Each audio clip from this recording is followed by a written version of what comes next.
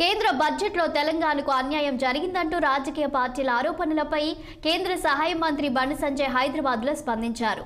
బడ్జెట్లో రాష్ట్రానికి అన్యాయం జరిగిందనడం పచ్చి అబద్ధమన్నారు. గత ఏడాదితో పోల్చితే 10% నిధులను పెంచినట్లు బండి సంజయ్ గుర్తు చేశారు. గ్రాంట్ల రూపంలో 21,075 కోట్లు, రైల్వేల అభివృద్ధికి 5,336 కోట్లు కేటాయించామన్నారు. ప్రధాని హోదాకు గౌరవం ఇవ్వకుండా అవాకులు పేల్చడం సరికాదన్న ఆయన బీఆర్ఎస్ బాటలోనే కాంగ్రెస్ నడుస్తుందంటూ కీలక వ్యాఖ్యలు చేశారు. తెలంగాణకు కేంద్రం ఏమిచ్చిందో, ఎవరు అన్యాయం చేశారో అన్న దానిపై చర్చించడానికి సిద్ధమని సవాల్ విసిరారు. దమ్ముంటే దీనిపై విపక్షాలు చర్చకు రావాలన్నారు బండి సంజయ్.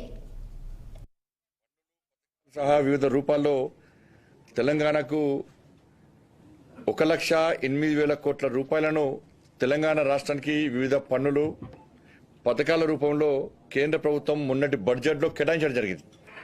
1,08,000 కోట్ల రూపాయలు.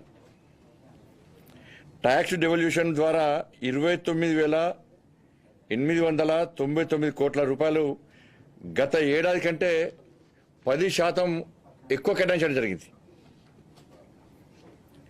గ్రాంట్ల ద్వారా 21,075 కోట్లు, రోడ్లు, రైలు, విమాన రంగాల అభివృద్ధికి 28,302 కోట్ల రూపాయలు, రైల్వే అభివృద్ధికి 5,336 కోట్ల రూపాయలు,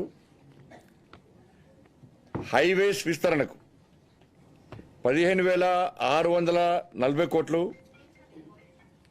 విద్యుత్, ఇంధన, నీటిపారుదల రంగాల అభివృద్ధికి 10,280 కోట్ల రూపాయలు, పిఎం కుసుమ్ సౌర విద్యుత్ పథకాలకు 1,100 కోట్లు, మిషన్ భగీరథ మద్దతుగా 850 కోట్ల రూపాయలు, ఎన్టీపీసీ 3 అదనపు నిర్మాణాల కోసం ఇలా కేంద్ర ప్రభుత్వం కేటాయించినప్పుడు కూడా దీన్ని పీపీఐ చేసుకోవడానికి కూడా రాష్ట్ర ప్రభుత్వం సాధనైతలేదు. మిర్చి రైతులను ఆదుకోవాలని ఏపీ సీఎం చంద్రబాబు నాఫెడ్